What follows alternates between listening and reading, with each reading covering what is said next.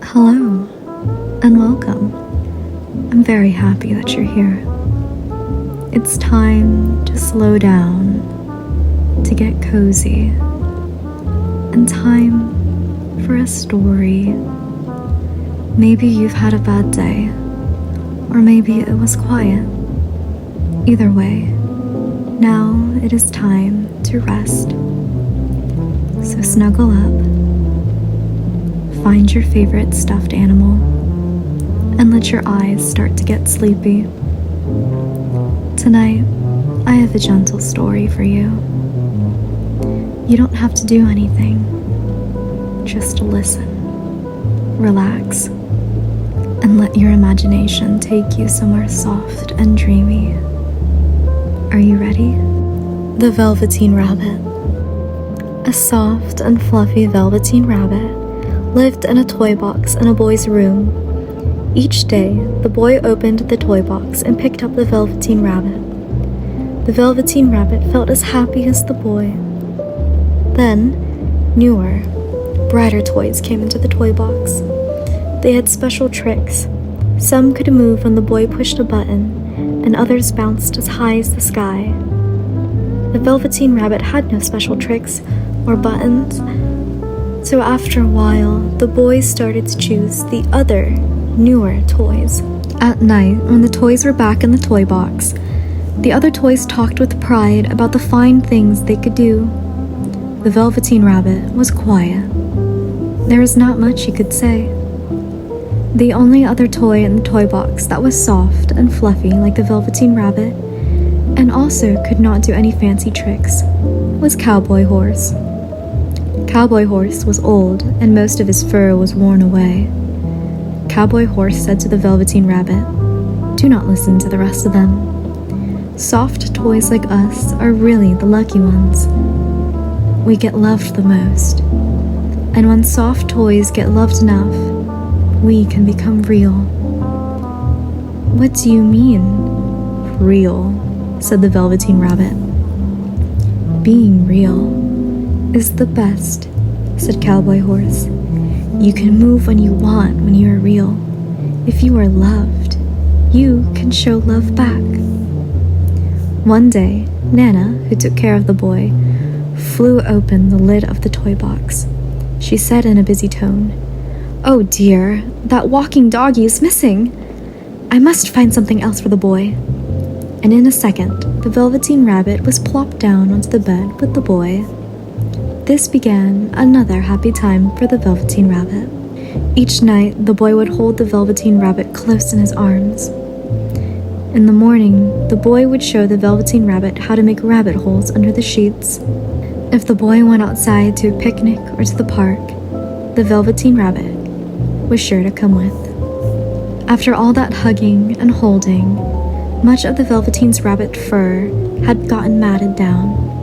Its pink nose grew less pink, but the Velveteen Rabbit did not care. He was happy. One day, the boy became sick. His forehead got very hot.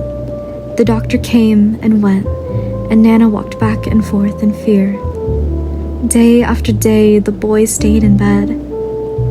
There was nothing the Velveteen Rabbit could do but stay in bed, day after day. Then at last, the boy got better. Such joy in the house. The doctor said the boy must go to the shore. How wonderful, thought the Velveteen Rabbit. Many times the boy had talked with great excitement about the shores, the wide sandy shore and the big blue ocean. "What about this old bunny?" asked Nana. "That old thing?" said the doctor. "It's full of scarlet fever germs. Burn it. Get him a new bunny." The Velveteen Rabbit was thrown into a sack along with the boy's old bed sheets and clothes. The sack was carried into the backyard. The gardener was told to burn the whole thing, but the gardener was too busy picking the beans and peas before nightfall, so he left the sack behind. "I will take care of it tomorrow," he said. The sack was not tied at the top, and the Velveteen Rabbit fell out. The next day, when the gardener picked up the sack to take it away to be burned, the Velveteen Rabbit was not in it. Then it started to rain. The Velveteen Rabbit felt sad. So far away from home, from the boy, never again to be nice and cozy inside together, but now, soaking wet. A tear fell from the Velveteen Rabbit's eye and over his cheek. It plopped into the grass. And all at once, at that spot where the tear fell, a flower grew. The bud of the flower opened, and inside, a tiny fairy. "Little rabbit," said the fairy, "do you know who I am?" "Should I know you?" asked the Velveteen Rabbit. "I am the fairy that takes care of toys that are well loved," said the fairy.